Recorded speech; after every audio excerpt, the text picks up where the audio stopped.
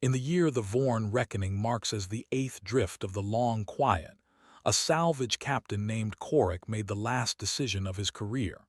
He was a careful man, by the standards of his trade. He had survived 40 years of scavenging the dead places of the galaxy precisely because he never reached for anything he did not understand. And on the day his sensors lit up with the most perfect derelict he had ever seen, every instinct he had built over those 40 years should have turned him around. She was drifting in the Hadrasi Reach, a starless wound of empty space between three dead systems, the kind of place no living thing has any business being. And she was beautiful, intact hull, no visible breaches, no power signature, no transponder, no warning beacon, just a long gray vessel of an unfamiliar make turning slowly end over end in the dark, the way a body turns when no one is left to steer it. To a salvager, a ship like that is not a ship. It is a retirement. It is the score you tell stories about for the rest of your life. Korik's crew told him to leave it. His sensor officer told him the Reach was on every hazard chart in the sector, flagged in a red so old the original warning had been overwritten 3 times. His own gut, that 40-year gut, told him something was wrong with a wreck this clean sitting untouched in a place this empty for this long. If she was such a prize, where was everyone else? Why had no one taken her? Korik had an answer for that the way greedy men always do. Everyone else was a coward. He was not. He brought his ship in close, matched the slow tumble of the gray hull and sent a boarding team across the gap. They were professionals. They had done this 1,000 times. They reported the airlock, reported the dark corridors, reported that the ship was cold and silent and, as far as they could tell, completely abandoned. That was the last anyone ever heard from Korik or his crew. No distress call, no wreckage, no bodies. His ship was found 9 years later by a passing survey drone, still drifting in the Reach, hull intact, systems dead, the boarding tube still extended toward a gray vessel that was no longer there. Whatever happened aboard, it happened without a sound, and it happened completely. But here is the thing you need to understand. The real story is not Korik. Korik was just one more careful man who decided for one fatal moment that the warnings were for other people. The real story is the ship he reached for, because that gray vessel turning silently in the dark was the most feared object in the known galaxy, and across 100 species and 300 years, the rule about her was always the same. You do not approach the meridian. You do not hail her. You do not so much as point your bow in her direction. You note her position, you mark the exclusion zone, and you go around. The ones who forgot that rule did not live to teach it to anyone else. So how did a single dead human ship, drifting powerless in the emptiest place in the galaxy, become a legend that rerouted trade lanes and emptied entire sectors? How did she earn a name spoken in 100 languages with the same lowered voice? That is the story, and the truth of it is far stranger and far darker than the legend. To the species that named her, she was a ghost. The humans who first encountered the records called her the Flying Dutchman, after an old story from their own homeworld about a ship cursed to sail forever and never come to port. The name stuck because nothing else fit. She was a vessel that would not die and would not rest, that appeared where she should not be and vanished where she should have stayed, that carried no living crew anyone could find and yet behaved, always, as if someone aboard was very much awake and very much watching. The meridian had been logged in the navigation records of at least 9 spacefaring civilizations. The Vorn knew her. The Calthi knew her. The deep traders of the Cepheid Combine had her marked on charts older than their current government, and every one of those records said the same 3 things. She had no power and never went cold. She answered no signal in any frequency or language ever tried, and anything that crossed the invisible line around her did not come back. Consider how strange that first fact is. A derelict goes cold. That is simply what happens. A ship loses power, the reactor dies, the heat bleeds out into the void until the hull matches the background of empty space, and that is the end of it. Every wreck in the galaxy follows this rule. The Meridian did not. 3 centuries after her reactor should have been a frozen lump of dead metal, her hull still red a few degrees warm. Not the blaze of a living ship, just warm. The warmth of something that refuses, against all physics and all reason, to finish dying. The numbers around her were staggering, and they were the kind of numbers that change how an entire galaxy behaves. The Hadrasi Reach had once been a shortcut, a straight run between 3 systems that saved traders weeks of travel. After the meridian, no one used it. The exclusion zone, the various governments agreed on, cost the regional economy an estimated fortune every single year in lost time and longer routes. Whole shipping companies built their schedules around going the long way. An entire generation of pilots grew up being told, before they ever flew, that there was a place in the dark you did not go, and a gray ship in that place you did not look at. And that, more than anything, is the question worth asking. Not what the meridian was. We will get to what she was, and the truth will sit in your chest like a stone. The question is how. How does one ship, with no weapons anyone ever detected firing, with no power, with no crew, become the single most reliable killer in the galaxy? How does a corpse hold an entire region hostage for 300 years? The answer begins with what made her impossible to explain. Every species that studied the meridian came at her with the same confidence, and every species left with the same silence. The Calthene sent science vessels. The Cepheid Combine sent their best analysts. The records of these attempts read in the early years like the records of any other investigation, full of theories and instruments and the cheerful certainty of people who have never yet failed. They did not stay cheerful. First impossible thing was the hailing. The meridian answered nothing. This in itself was not strange. Plenty of wrecks are dead to signals. What was strange was the precision of the silence. Researchers eventually noticed that the ship did not simply fail to respond. She responded by going quieter. The faint warmth in her hull would dim, the slow tumble would steady, and for a long moment every instrument trained on her would report a vessel doing the one thing a dead ship cannot do. She would hold still. She would orient, and then, only then, would she begin to drift again, as if something inside had looked up, decided you were not worth the trouble yet, and gone back to its waiting. The second impossible thing was the threshold. There was a distance around the meridian, never exactly measured because the people who measured it did not return, beyond which nothing happened and within which everything did. Ships that respected the line drifted past her for years without incident. Ships that crossed it were lost, not destroyed in any way that left debris, not blasted apart by some hidden weapon. They simply went the way Korik went. They crossed the line, they reported that everything was fine, and then there was nothing. No final transmission, no fire, just a ship that had been there and then a ship that had not. For a long time the rational theory held, and it was a good theory. The galaxy decided the meridian was an automated weapon platform, a derelict warship from some forgotten conflict whose battle computer had never received the order to stand down. It was the explanation that let everyone sleep. A broken machine, mindlessly executing a 300-year-old command, dangerous the way a landslide is dangerous, without malice and without mind. You do not fear a landslide. You simply do not stand beneath it. But the theory never quite held, and the reason it never held was the behavior. A machine does not go quiet to listen. A machine does not steady itself to look at you and then dismiss you. A machine does not, as one Calthene survey recorded in its final intact log before crossing the line, turn its dead bow slowly to track a ship that had not yet decided whether to approach. The meridian did not act like a weapon running a loop. She acted like a sentry. She acted like something that was tired and patient and absolutely unwilling to leave its post. And no machine anyone had ever built behaved like that, because no one had ever needed to build a machine that could be tired. So the rational theory cracked, and into the crack poured everything else. She was haunted. She was cursed. She was a doorway to somewhere the living were not meant to go. The human's own name for her, the Flying Dutchman, came from this period, and it spread to other languages because the old superstition fit better than the new science.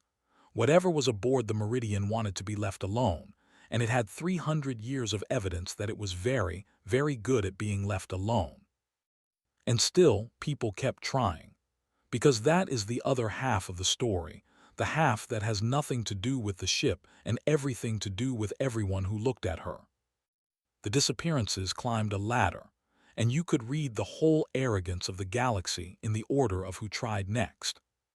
First it was the scavengers, like Korik, drawn by the perfect intact hull and the certainty that the warnings were for lesser men. They went one by one, across decades, each one privately sure that the others had simply been careless. The Reach filled slowly with their drifting empty ships, a graveyard of greed arranged in a loose ring around the line none of them had been able to resist crossing. Then, when the scavengers had thinned out, it was the institutions. A Cepheid survey expedition, properly funded and properly equipped, arrived with the explicit goal of solving the Meridian once and for all. 6 vessels, hundreds of crew, every instrument the Combine could mount.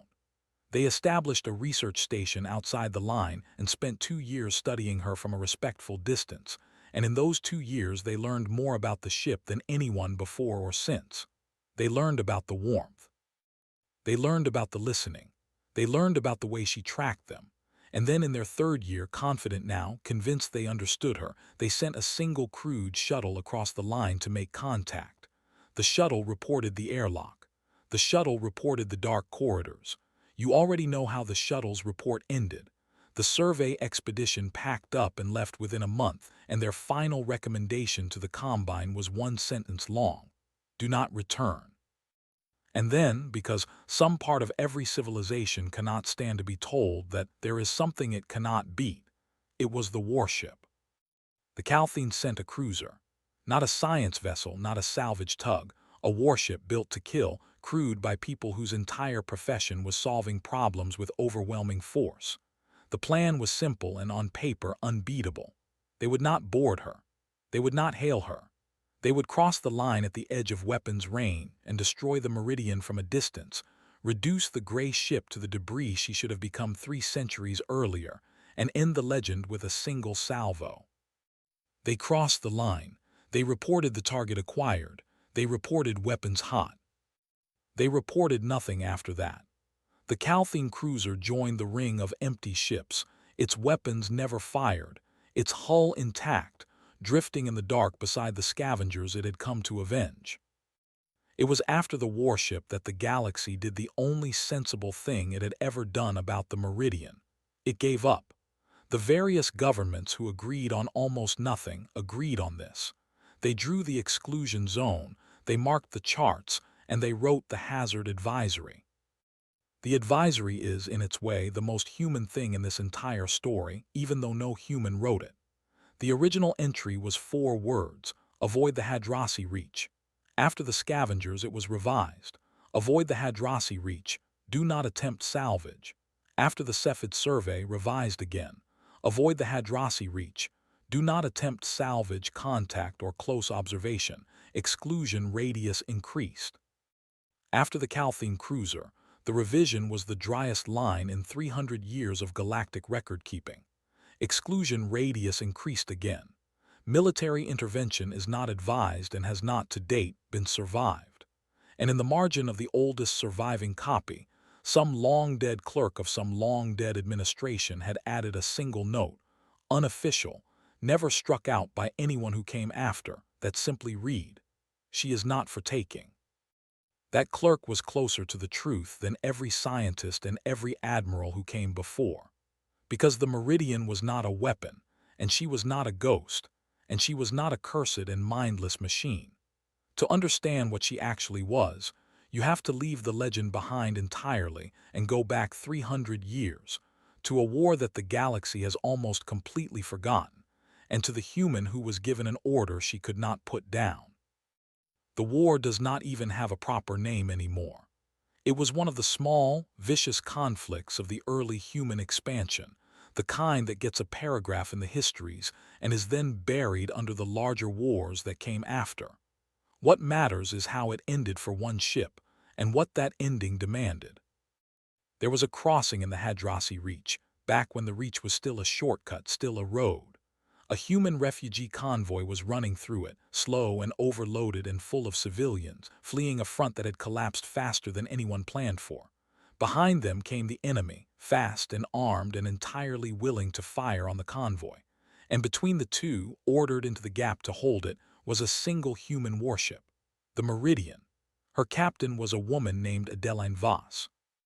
The order Voss received was the oldest order in the history of soldiers and the cruelest. Hold the crossing until relieved. Buy the convoy time. Do not let the enemy through. There was no promise of survival in that order, and Voss, by every account that survives, did not expect to survive it. What she expected was to hold long enough, and then to be relieved by the fleet that was supposed to be coming up behind her. That was the deal. That was always the deal. You hold, and then someone comes to take your place, and you are allowed at last to stand down. Voss held. She held against the enemy that came for the convoy, and her ship's logs, the fragments of them that were later recovered, are a record of a fight that should not have been winnable and was somehow not lost. The convoy got through. Every civilian ship made it past the crossing and out of the reach and away to safety, and they survived the war. And their descendants are alive today and have no idea that they exist because of a gray ship and a captain named Voss. The Meridian did exactly what she was ordered to do. She held the line. And then she waited to be relieved. The relief never came. Here the story turns, and it turns on something so ordinary and so human that it is almost unbearable. The fleet that was supposed to relieve the Meridian was redirected. The front had moved. Priorities changed, the way they always change in war, and a single ship holding a crossing that no longer mattered was forgotten. Not betrayed exactly. Not abandoned in any decision anyone consciously made. Simply lost in the noise, a line item in a war that had 1,000 more urgent lines. The order to stand down was never sent because the people who could have sent it had stopped thinking about the Meridian at all. The war ended. Voss's side won or lost, the records disagree, and it hardly matters. The government that gave the order dissolved. The fleet that was supposed to come scattered into the long peace that followed.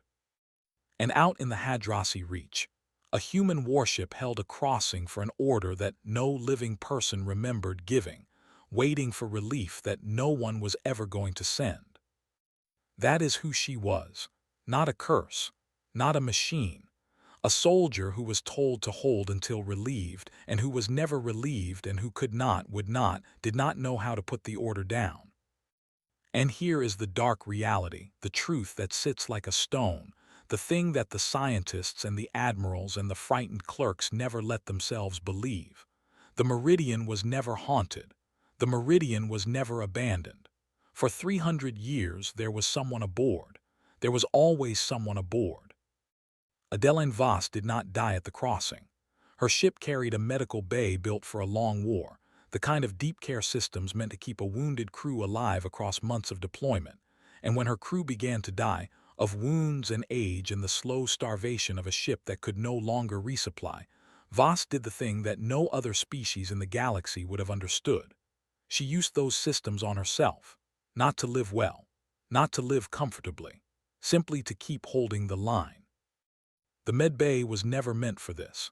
It was meant to keep a person alive for months, and Voss made it keep her alive for centuries in cycles of waking and failing and being dragged back. Her body sustained long past the point where any of it made sense. Her mind held together by the only thing that had never failed her, which was the order. Hold the crossing until relieved.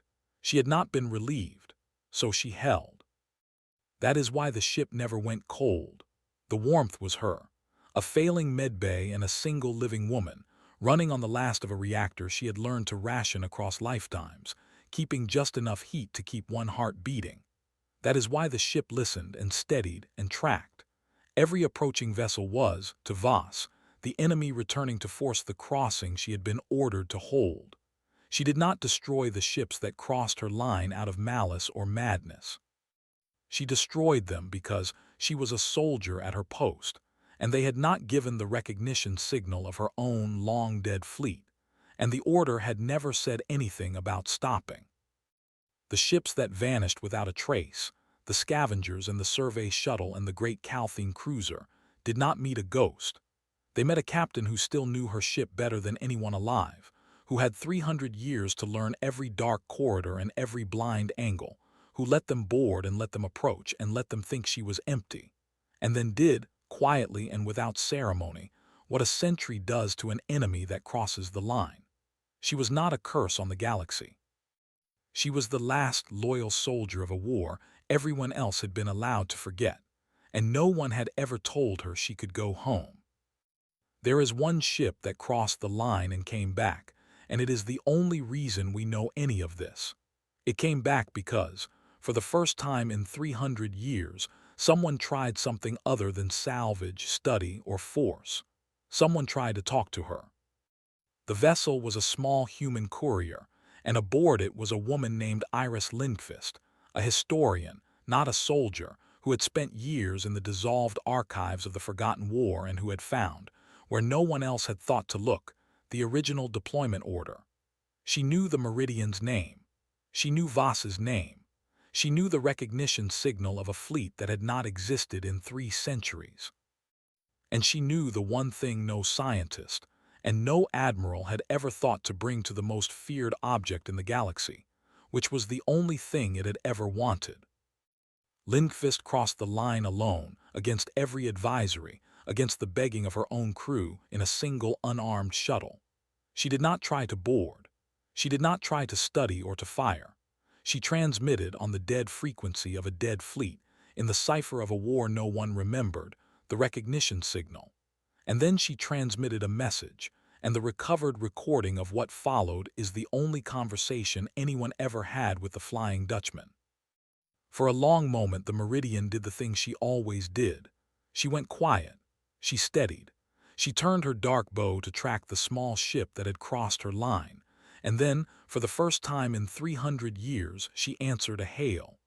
The voice that came back was barely a voice at all, worn down to almost nothing. But it was unmistakably a person, and the first thing it said after 3 centuries of silence was a request for confirmation. It asked for the countersign. It was still, after everything, running the protocol. Voss did not say hello. Voss asked whether the fleet had finally come. Lindqvist gave the countersign, and then she told Captain Adeline Voss the truth, all of it gently and completely, the way you tell someone the war is over. She told her the convoy had made it, every ship, every civilian. They had survived and their grandchildren were alive, and they were alive because the Meridian had held. She told her the war had ended long ago. She told her the order to stand down had never come, not because Voss had failed, but because the people who should have sent it had failed her, and had been dust for centuries. And then Iris Lindqvist, historian, who had no authority to do it and did it anyway, who spoke for a fleet that no longer existed and a government that was gone, gave Adeline Voss the only order she had been waiting 300 years to hear. She relieved her. She told her the line was held. She told her the post was secure. She told her she was relieved and that she could stand down and that she could at last come home. We do not know exactly what Voss said. The recording ends there by Lindqvist's own choice, because she said afterward that what passed between them next was not for the records. We know that the small human courier crossed back over the line and survived, the only ship in 300 years to do so. We know that shortly after, the faint warmth in the Meridian's hull began, for the first time, to fade. Not all at once. Slowly, the way a thing fades when it has finally been given permission to rest. And we know that the Hadrasi Reach, which had swallowed ships for 3 centuries, went quiet, not because the danger had been destroyed, because the soldier at her post had finally, after 300 years, been told she could put the order down. The Meridian still drifts in the Reach. The Vorn who go to look carefully from outside a line no one crosses any more out of respect rather than fear, report a ship gone cold at last, dark and still and finished, turning slowly end over end in the dark the way a body turns when the one who held it has finally let go.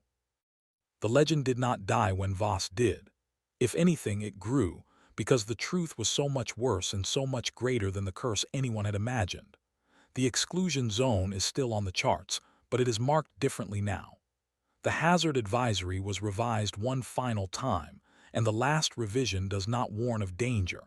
It simply records what happened there and asks that the position be respected, and it is, by every species that knows the story. The shortcut through the reach was never reopened. The traders still go the long way, and when the younger pilots ask why, the older ones tell them, and the telling has become a thing that the galaxy does to remember. The disappearances stopped, but the ring of empty ships is still out there, the scavengers and the survey shuttle and the great Calthine cruiser, and no one salvages them.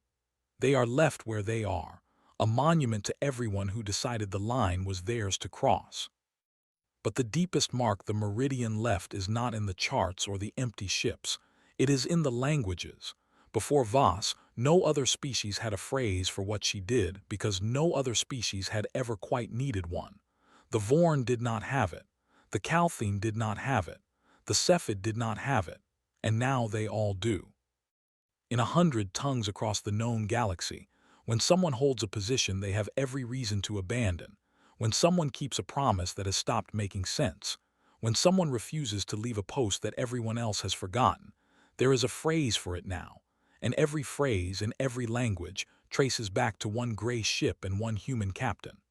To hold the line, to hold it past the order, past the war, past the dust of everyone who ever cared whether you held it at all. That is the dark reality behind the world's most haunted ship. She was never haunted. She was never cursed. The most feared object in the galaxy, the killer that emptied a sector and rerouted the trade of 9 civilizations, was one human being who was told to hold until relieved, and who held and held and held for 300 years against all of physics and all of reason, and the simple, ordinary forgetting of everyone who should have come back for her. The galaxy looked at that and called it a ghost, because the galaxy could not imagine that a living thing would do it. That was their mistake. That has always been the mistake every other species makes about humans. They think the danger is the weapons. They think the danger is the ships, the fleets, the firepower. It is not. The danger is that a human will take a promise and keep it, past the point of reason, past the point of sense, past the point of any reward or any witness or any hope of relief. You can forget a human. You can leave a human behind. You can let 300 years pass and let the war end and let the world that gave the order crumble into dust. And the human will still be there at the post, holding the line, waiting for someone to finally come and say the words. We came back. It is held. You can stand down now. So if you are ever out in the deep dark, and your charts flag a place you are told not to go, and you find yourself thinking that the warnings are surely for someone else, remember Korik. Remember the survey shuttle. Remember the cruiser that came to win and joined the Ring of the Dead. And remember why the rule about the meridian was always the same across 100 species and 300 years. You do not approach a human who has been told to hold the line, because they will hold it. They will always hold it. They will hold it long after you and everything you fear has turned to dust. If this story held you the way it held us, hold the line on that subscribe button and tell us in the comments which forgotten soldier of which forgotten war you think deserves to be remembered next. And if it moved you, leave a like, so we know to bring you more of the truth behind the legends the rest of the galaxy was too afraid to tell.